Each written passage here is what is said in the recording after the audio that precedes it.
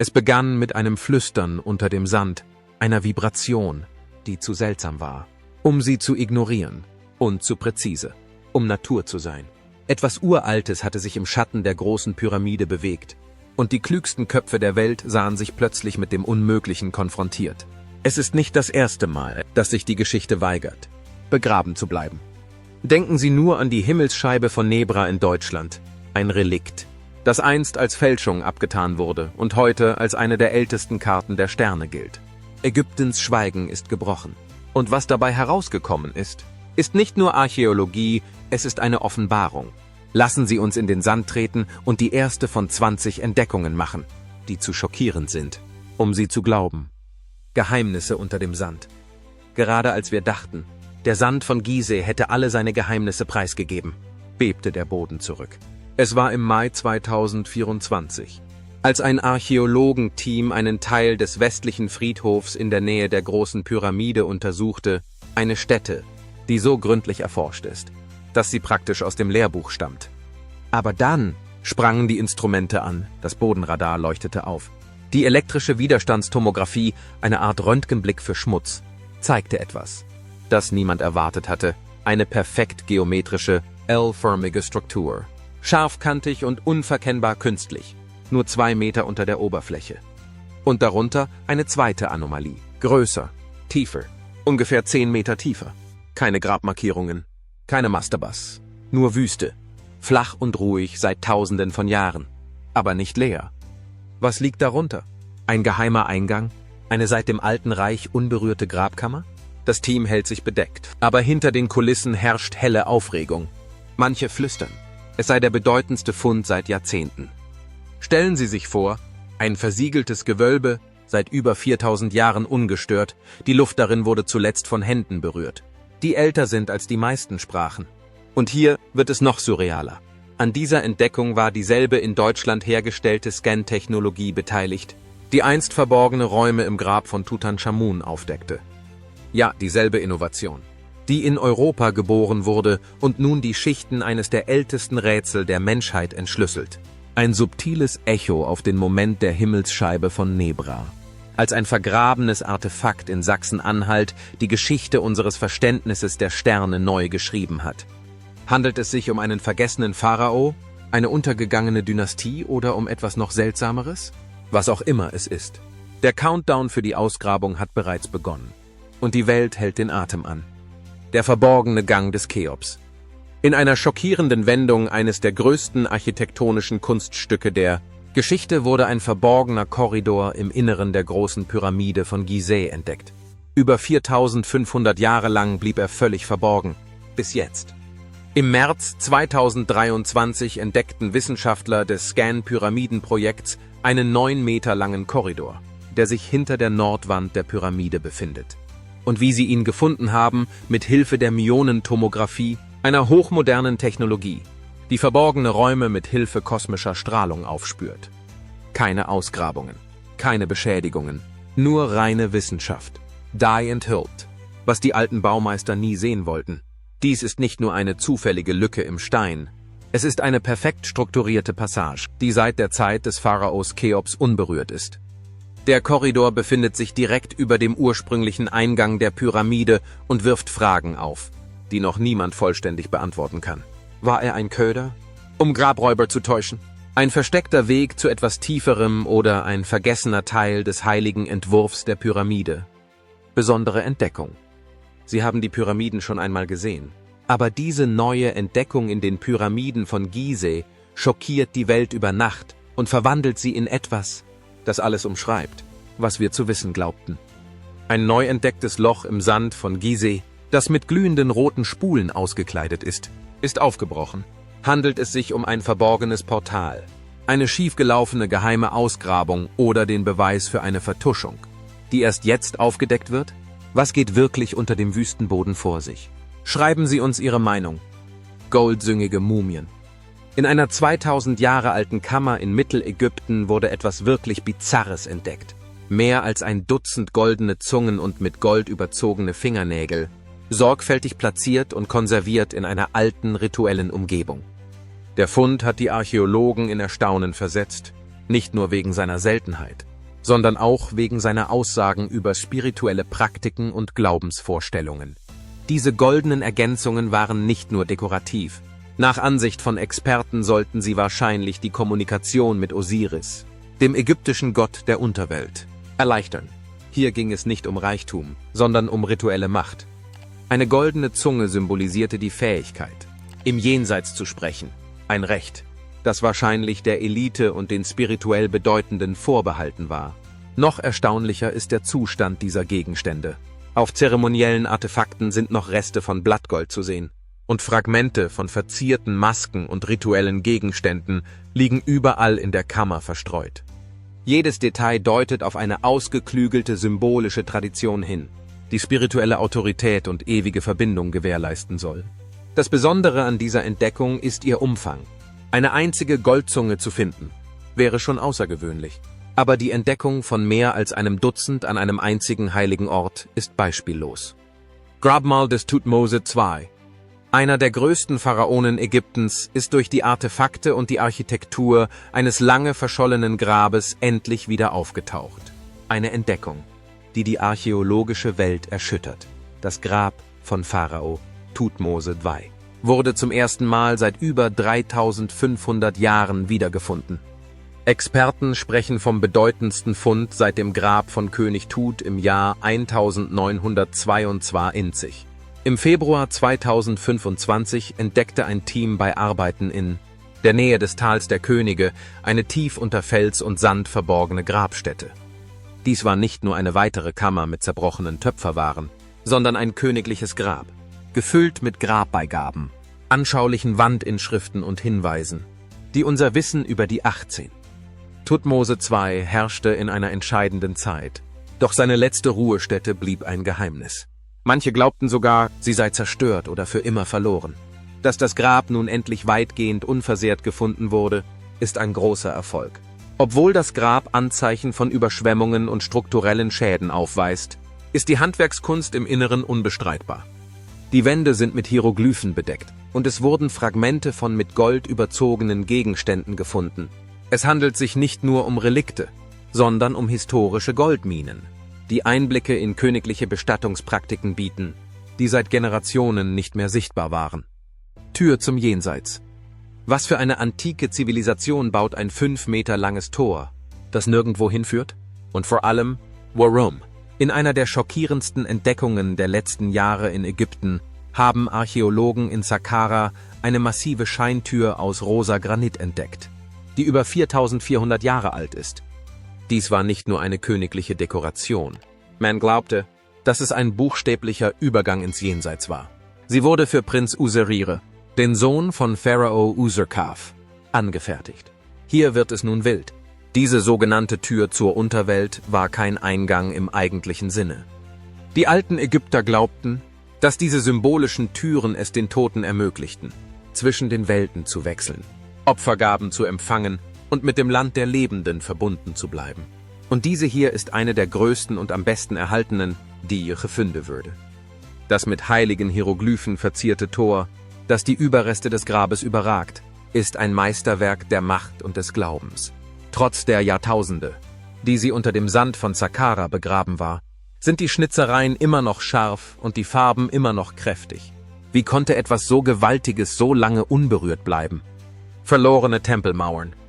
Wie kann etwas von der Größe eines 5-stöckigen Gebäudes über 2000 Jahre lang spurlos verschwinden? Genau diese Frage stellen sich Archäologen.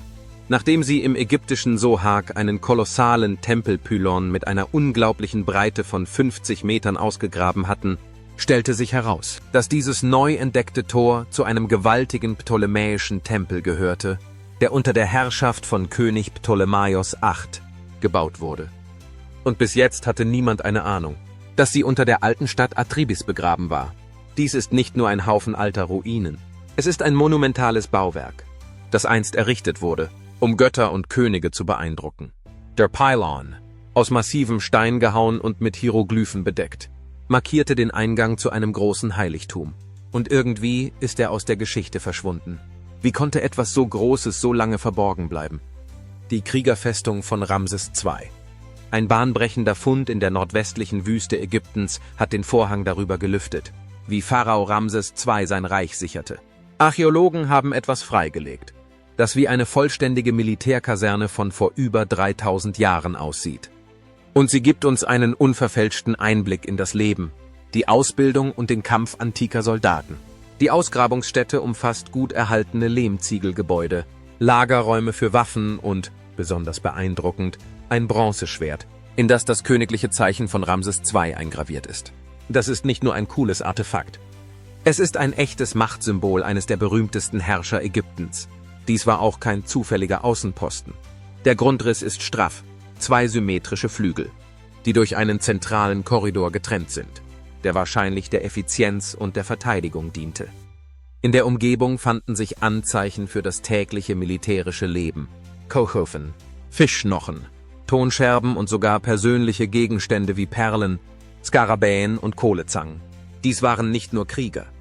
Sie beteten, pflegten und beschützten das Reich von genau diesem Ort aus. Experten gehen davon aus, dass dieser Stützpunkt eine Schlüsselrolle bei der Verteidigung der westlichen Grenze Ägyptens spielte, insbesondere in der Zeit der zunehmenden Bedrohung durch Gruppen wie die Libyer und die Seevölker. Und die Tatsache, dass der Name von Ramses III buchstäblich auf einem gefundenen Schwert eingraviert ist, setzt dem Ganzen die Krone auf. Jedes Artefakt fügt sich in das Gesamtbild einer hochorganisierten, spirituell gefestigten und kampfbereiten Streitmacht ein. Dieser Fund ist nicht nur Militärgeschichte. Es ist eine echte Verbindung zum Leben der Männer, die an der Front einer antiken Supermacht standen. Ägyptens Sternkartierungstempel. Archäologen haben soeben eine Entdeckung gemacht, die alles auf den Kopf stellt, was wir über die Wissenschaft der Antike zu wissen glaubten. Im Buto-Tempelkomplex im ägyptischen Kafr el-Sheikh hat eine Entdeckung gezeigt, dass die Ägypter nicht nur Baumeister und Priester waren. Sie waren auch Himmelsbeobachter mit ernsthaften astronomischen Kenntnissen. Eine Reihe seltener Instrumente ist ans Licht gekommen, darunter eine geneigte Schattenuhr, eines der ältesten bekannten Geräte zur Verfolgung des Sonnenlaufs. Daneben fanden die Forscher sorgfältig angeordnete Steine, die nach Sternenmustern ausgerichtet waren, was darauf schließen lässt, dass der Tempel als fortschrittliches Sonnen- und Sternenobservatorium diente. Das ist nicht nur beeindruckend, es ist umwerfend. Vor Tausenden von Jahren benutzten die Menschen in Buto präzise Werkzeuge, um die Zyklen des Himmels zu studieren, lange bevor es Teleskope oder die moderne Wissenschaft überhaupt gab. Der Grad der Genauigkeit und der Zweckmäßigkeit der Konstruktion zeigt, wie tief die Astronomie in Religion, Zeitmessung und königliche Rituale verwoben war. Antike Einbalsamierungswerkstatt ausgegraben. In Ägypten wurde gerade eine große Entdeckung gemacht, die mehr Fragen als Antworten aufwirft. Archäologen haben das größte jemals gefundene Versteck von Mumifizierungswerkzeugen entdeckt. Aber was macht die Leute wirklich stutzig? Alles war bereit für eine Bestattung. Doch es gibt kein Grab, keine Leiche, keine letzte Ruhestätte. Über 370 Tongefäße und Kanopen wurden gefunden, perfekt erhalten und unbenutzt. Das waren keine zufälligen Stücke. Sie waren sorgfältig geordnet und beschriftet, als ob jemand eine Einbalsamierung auf höchstem Niveau durchführen wollte. Und dann nichts. Es ist, als wäre die Zeit mitten in der Zubereitung stehen geblieben. Der Name Wahibre Merinaith taucht auf mehreren Gefäßen auf. Ein Name, der mit einer elitären Persönlichkeit aus der 26. War er ein Königtum? Ein Hohepriester? Seine Identität ist immer noch ein Rätsel. Aber eines ist klar: Diese Anlage wurde für jemanden mit großem Einfluss gebaut. Hier wird es noch wilder. In diesen Gläsern befinden sich Spuren von seltenen Substanzen. Die Forscher untersuchen sie jetzt, um herauszufinden, welche Zutaten verwendet wurden. Was immer sie finden, könnte unser Verständnis der altägyptischen Rituale grundlegend verändern. Aber eine große Frage steht noch im Raum. Wurde die Begräbnisstätte verlegt oder wurde sie gar nicht erst gebaut? Der Ort ist jetzt ruhig, aber man hat das Gefühl, dass etwas passiert ist. Etwas, das sie dazu gebracht hat, wegzugehen und nie wiederzukommen. Dies ist nicht nur eine Schatztruhe, sondern ein Cliffhanger, der auf seine Enthüllung wartet. Das Weinimperium des alten Ägyptens. In der Nähe von Alexandria wurde gerade etwas Uraltes ausgegraben. Das alles, was wir über die königliche Vergangenheit Ägyptens zu wissen glaubten, auf den Kopf stellt. Im April 2025 stießen Archäologen bei Ausgrabungen unter einer Reihe hellenistischer Ruinen in Qom el-Nugus, nur 27 Kilometer westlich von Alexandria, auf ein verborgenes Kapitel der Geschichte. Eine über 3500 Jahre alte Weinproduktionsstätte. Aber dies war nicht irgendeine Weinkellerei. Diese Anlage reicht bis in die 18. Dynastie Ägyptens zurück. Eine Ära, die mit Pharaonen, Göttern und gewaltigen Machtverschiebungen verbunden war. Erschreckend ist, wie gut sie begraben wurde. Fast so, als wollte die Zeit sie vergessen. Es handelte sich nicht um einen gewöhnlichen Weinberg. Die Funde deuten auf eine groß angelegte Weinproduktion hin. Steinpressen, Lagerräume, Entwässerungssysteme. Alles mit Absicht und Präzision angelegt. Experten gehen davon aus, dass dieser Weinberg der königlichen Elite Ägyptens diente. Und das bedeutet, dass jeder Tropfen politisches und religiöses Gewicht hatte. Damals war Wein nicht nur zum Feiern da. Er diente der Zeremonie, dem Status und sogar dem Leben nach dem Tod. Warum wurde er so lange versteckt? Warum hier? Unter Ruinen aus einer völlig anderen Epoche? Das ist der Clou. Diese königliche Anlage war von der Zeit ausgelöscht worden, überlagert von den Spuren einer hellenistischen Welt, die Jahrhunderte später kam. Es ist eine Erinnerung daran, dass Ägypten noch immer Geheimnisse unter jedem Sandkorn birgt und nicht alle davon wollen gefunden werden. Verborgenes Priesterinnengrab. Ein verborgener Schacht, der tief in die Kalksteinfelsen von Asyut gegraben wurde, führte zu einer Kammer, die 4000 Jahre lang versiegelt war. Was die Archäologen dort unten entdeckten, war kein gewöhnliches Grab. Es war ein Meisterwerk antiker Rituale, das in der Stille bewahrt wurde. Das Grab gehörte Idi, einer Priesterin der Hathor, und ihre letzte Ruhestätte war in dem monumentalen Felsengrab ihres Vaters verborgen, die Kammer, zu der man über einen 14 Meter tiefen Abstieg gelangt, war sorgfältig versiegelt und wurde seit dem Mittleren Reich Ägyptens nicht mehr angerührt. Im Inneren standen 2 Holzsärge in der Mitte, einer in den anderen gestellt. Beide waren mit lebhaften, detaillierten Hieroglyphen und Illustrationen bedeckt. Szenen, die die Seele im Jenseits schützen und leiten sollten. Trotz der Zeit haben sich die Farben und Schnitzereien erhalten. Ein deutliches Zeichen für die Sorgfalt und das handwerkliche Können, die in diese Bestattung eingeflossen sind. Um den Sarkophag herum befanden sich zeremonielle Gegenstände. Fein gearbeitete Holzfiguren, Reste von Leinen und ein Dolch, die alle mit Bedacht platziert waren. Jedes Artefakt trug zur Geschichte bei und enthüllte die Bedeutungsebenen, die sich hinter der Gestaltung des Grabes verbargen. Und obwohl die Stätte vor Jahrhunderten von Plünderern gestört worden war, blieb der Kern der Kammer bemerkenswert intakt. Die Struktur selbst war nicht weniger beeindruckend. Tief in den Stein gemeißelt und vor aller Augen verborgen. Sollte es nicht leicht zu finden sein. Alles an der Anordnung und Erhaltung des Grabes deutet darauf hin, dass es versiegelt bleiben sollte. Geschützt vor der Zeit und vor Eindringlingen. Jetzt, zum ersten Mal seit Jahrtausenden, geben diese versiegelten Kammern ihre Geschichte preis. Das Grab der 11 Geheimnisse. Eine neu entdeckte Struktur in Luxor hat Archäologen in Erstaunen versetzt. 11 versiegelte Kammern in einem einzigen Grab des Mittleren Reiches. Unangetastet seit der 12. und 13. Dynasty. Die Entdeckung wurde in der Nekropole von Süd-Assasif von einem ägyptisch-amerikanischen Team gemacht. Was als Routineausgrabung begann, entwickelte sich schnell zu etwas Außergewöhnlichem. Mehrere versiegelte Kammern, die sich alle in einem Grab befinden und Geheimnisse bergen, die über 4000 Jahre lang verborgen waren. Unter den Funden befanden sich fein gearbeitete Kupferspiegel und filigrane Schmuckstücke, die selten in einem so gut erhaltenen Zustand zu sehen sind. Jedes Artefakt schien dazu bestimmt zu sein, den Glauben, die Rituale und die Werte der damaligen Zeit zu vermitteln und bot einen lebendigen Einblick in das antike Leben und die Zeremonien. Die Gestaltung des Grabes war absichtlich und präzise. Jede Kammer wurde sorgfältig platziert und von der Außenwelt abgeschottet. Es ging nicht nur um die Erhaltung, sondern um den Schutz.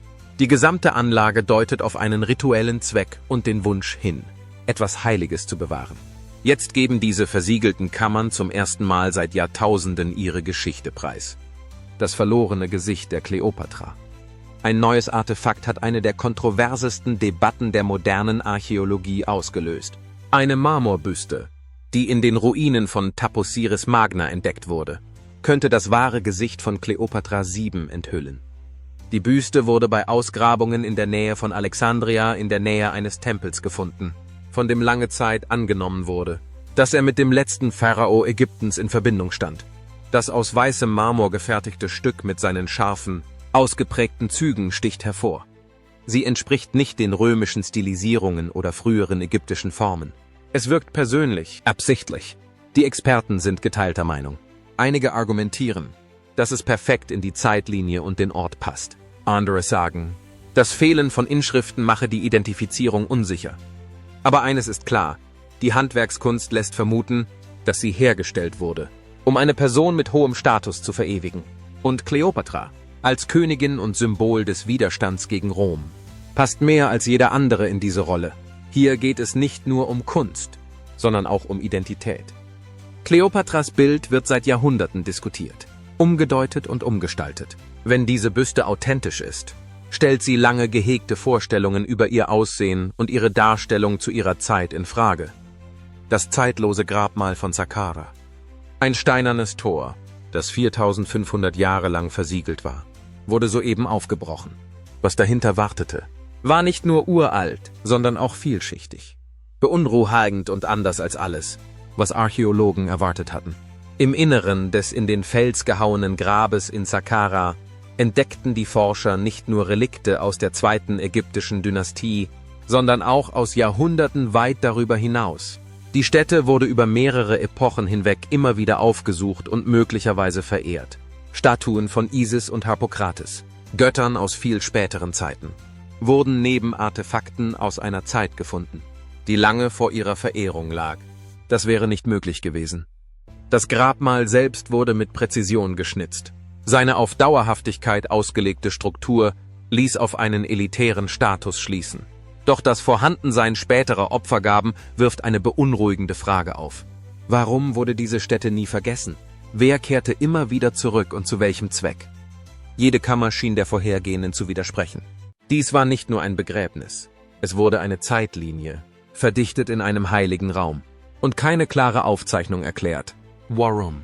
Die Historiker stehen nun vor einer neuen Herausforderung. War dies ein königliches Grab, das eine neue religiöse Bedeutung erhielt? Oder ist es etwas ganz anderes? Ein antikes Portal, das über Generationen hinweg umfunktioniert wurde? Grabmal eines unbekannten Pharaos in Abydos. Ein königliches Grab ohne Namen, ohne Sarkophag, ohne Überreste, nur Stille und Fragen. Im März 2025 entdeckten Archäologen eine versteckte Grabkammer in Abydos, tief in der Nekropole des Berges Anubis. Das in den Fels gehauene und mit verblassten Inschriften versehene Grab weist alle Merkmale der letzten Ruhestätte eines Pharaos auf. Aber niemand weiß, wer er war. Die Wände verweisen auf königliche Macht. Fragmente von Blattgold und zeremonielle Werkzeuge deuten auf ein Königsgrab hin. Aber die Identität wurde ausgelöscht. Die Mumie ist verschwunden. Der Sarkophag fehlt. Experten gehen davon aus, dass sie aus der zweiten Zwischenzeit stammt. Einer chaotischen Zeit in der Geschichte Ägyptens, in der Herrscher in rascher Folge auf- und abtraten.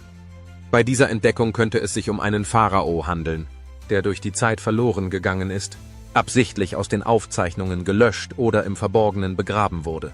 Jetzt analysieren die Forscher die DNA in der Nähe und setzen die Hinweise auf die Gestaltung des Grabes zusammen. Hier ist etwas Großes begraben, wenn nicht der Körper, dann die Wahrheit. Der verlorene Kommandant von Ramses III. Eine kürzlich durchgeführte Ausgrabung in Tell el-Mashuta hat ein 3200 Jahre altes Grab freigelegt, das möglicherweise einem hochrangigen militärischen Befehlshaber aus der Regierungszeit von Pharao Ramses III gehörte. Diese Entdeckung bietet einen seltenen Einblick in das Leben der militärischen Elite Ägyptens während der Zeit des Neuen Reiches. Das aus Lehmziegeln errichtete Grab besteht aus einer Hauptkammer und 3 angrenzenden Räumen, deren Wände mit weißem Mörtel beschichtet sind. Zu den Fundstücken gehören ein Goldring mit der Kartusche von Ramses III., Pfeilspitzen aus Bronze und eine kleine Elfenbeinschatulle. Eindeutige Zeichen für hohen Status und militärische Führung. Interessanterweise wurden auch Keramikgefäße mit dem Namen des Pharaos Horemheb gefunden, der über ein Jahrhundert zuvor regierte. Dies deutet darauf hin, dass das Grab in späteren Perioden wiederverwendet worden sein könnte, was auf die anhaltende militärische Bedeutung der Stätte über Generationen hinweg hinweist. Das Grab befindet sich in Tell el-Mashuta, einem bekannten militärischen Vorposten im Osten, und unterstreicht die strategische Rolle, die dieses Gebiet bei der Verteidigung der ägyptischen Grenzen spielte. Das Vorhandensein antiker Befestigungen und Garnisonen unterstützt die Vorstellung, dass es sich hier um ein Zentrum für Kommando- und Verteidigungsoperationen handelte. Diese Website zeigt nicht nur ein einzelnes Leben, sondern öffnet ein Fenster zu Ägyptens breitem militärischen Erbe, seinen Systemen, seiner Symbolik und der Macht derer, die mit dem Schutz eines Reiches beauftragt waren. Pharaonen unter dem Nil. Ein schockierendes Kapitel des alten Ägyptens wurde gerade wieder ins Blickfeld gerückt, diesmal unter dem Wasser von Assuan. Ein gemeinsames französisch-ägyptisches Archäologenteam hat versunkene Stelen und Inschriften der Pharaonen Amenhotep III, Thutmose IV, Psamtik II und Apries entdeckt. Diese geschnitzten Relikte wurden erstmals in den 1960er Jahren im Rahmen der Kampagne zur Rettung nubischer Denkmäler entdeckt. Aber jahrzehntelang blieben sie unerreichbar, verloren in wechselnden Strömungen und vergessenen Gewässern. Jetzt, nach erneuten Ausgrabungen, sind diese königlichen Inschriften in erstaunlichem Zustand wieder aufgetaucht. Jede Inschrift ist wie eine Zeitkapsel. Eingeätzte Namen, königliche Titel und heilige Widmungen, die uns direkt mit Herrschern in Verbindung bringen, die das politische und geistige Erbe des alten Ägyptens geprägt haben. Das Ausmaß des Fundes ist atemberaubend. Es handelte sich nicht um unbedeutende Beamte oder vergessene Adlige. Es waren einige der einflussreichsten Führer ihrer Zeit. Ramses wiedervereint. Nach fast einem Jahrhundert des Wartens hat Ägypten gerade einen der größten Momente in der Geschichte der Archäologie vollbracht. Und alle reden darüber. In der antiken Stadt Hermopolis haben Archäologen endlich die fehlende obere Hälfte einer kolossalen Statue von Ramses II, einem der legendärsten Pharaonen Ägyptens, freigelegt. Und jetzt kommt's, die untere Hälfte, die bereits 1930 gefunden wurde. Ja, diese Statue ist seit fast 100 Jahren buchstäblich in 2 Teile gespalten. Mit einer Höhe von über 8 Metern im Ganzen ist dieses Monument nicht nur groß, sondern auch kühn. Die neu entdeckte obere Hälfte zeigt Ramses in voller königlicher Montur, mit doppelter Krone, breiter Brust und dem unverkennbaren, in Kalkstein gemeißelten Grinsen des Pharaos. Hier wird es noch wilder. Dies war keine zufällige Entdeckung. Sie war Teil einer gemeinsamen Mission von ägyptischen und deutschen Teams, die entschlossen waren, dieses fast 100 Jahre alte Rätsel zu lösen. Man kann mit Sicherheit sagen, dass sie es geknackt haben. Die Geheimnisse von Merers Logbuch. Wer hat die große Pyramide wirklich erbaut? Dank einer verblüffenden Entdeckung erhalten wir nun endlich Antworten von jemandem, der tatsächlich dabei war. Tief in einer Höhle in der Nähe des Roten Meeres entdeckten Archäologen etwas, das die Geschichtsbücher umschreibt. Ein 4500 Jahre altes Tagebuch, geschrieben von einem ägyptischen Mann namens Merer. Es handelte sich nicht um ein königliches Dekret oder eine religiöse Schriftrolle. Nein, es handelte sich um ein tägliches Logbuch eines Vorarbeiters, der dabei half, massiv Kalksteinblöcke für die Pyramide des Pharaos Cheops zu bewegen. Merer führte Mannschaften an, die Steine in Booten den Nil hinuntertrieben und sie dann durch die Wüste nach Gizeh schleppten. Seine Notizen zeigen Zeitpläne, Details zur Fracht und wie sie ein Netzwerk von Kanälen nutzten, um das Projekt voranzutreiben. Es ist im Grunde die altägyptische Version eines Schifffahrtsplans. Und er brennt. Dieses Tagebuch beweist, dass die Pyramide nicht von Sklaven, außerirdischen oder untergegangenen Zivilisationen gebaut wurde. Es war menschlicher Fleiß, Planung und ernsthafte Anstrengung. Diese Arbeiter waren geschickt, organisiert und haben ihre Arbeit erledigt. Merers Protokoll verleiht der Pyramidengeschichte eine ganz neue Dimension. Es geht nicht mehr nur um Steine und Geheimnisse. Es sind echte Menschen, echte Arbeit und echte Strategie, die hinter einem der verrücktesten Bauwerke aller Zeiten stehen. Damietta Tomb Hall. Etwas Außergewöhnliches hat sich gerade aus dem Sand Ägyptens gelöst. Und nein, dieses Mal geschah es nicht im Schatten der Pyramiden. In der ruhigen nördlichen Stadt Damietta stießen Archäologen auf eine Entdeckung, die selbst erfahrene Experten sprachlos machte: 63 versiegelte unterirdische Kammern, die in Tal al-Dair perfekt erhalten sind. Das ist kein Tippfehler.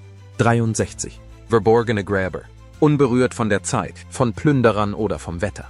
Als die ersten Steine gehoben wurden, wirkte das, was man darin fand, fast heilig: Bronzemünzen, Grabamulett und Reihen von Ushabti-Statuen, die den Seelen im Jenseits dienen sollten. Es ging nicht nur um Archäologie. Es war, als würde man eine Tür zu einer anderen Welt öffnen. Jede Kammer erzählt eine Geschichte. Manche einfach, manche großartig, aber alle sind mit Absicht gemacht. Die Gräber stammen aus der ptolemäischen Zeit, als sich die griechische und die ägyptische Kultur vermischten und eine spirituelle Verschmelzung herbeiführten, die bis heute zu den geheimnisvollsten der Menschheitsgeschichte gehört. Die Artefakte sprechen in Symbolen, Skarabäen, vergoldete Amulette, feine Schnitzereien, die auf vergessene Gebete und verlorene Rituale hinweisen. Zum ersten Mal seit Jahrhunderten stellen wir keine Vermutungen an. Wir sehen genau das, was die Alten uns sehen lassen wollten. Und das ist es, was die Sache so stark macht. Hier geht es nicht nur um verstaubte Reliquien. Hier geht es um Glauben, um Erinnerung, um die verborgene Sprache der Seele. Diese unberührten Gräber wirken weniger wie Ruinen als vielmehr wie eine Botschaft, die unter der Erde geduldig auf den richtigen Moment und die richtigen Augen wartet, um sie zu finden. Die Frage ist also, was wartet noch unter unseren Füßen? Und sind wir endlich bereit, zuzuhören? Wenn diese Entdeckung Sie bewegt hat, und sei es auch nur ein bisschen, dann vergessen Sie nicht, dieses Video zu mögen, den Kanal zu abonnieren und die Klingel einzuschalten, damit Sie nie wieder einen Moment wie diesen verpassen. Vielen Dank fürs Zuschauen. Wir sehen uns im nächsten Video.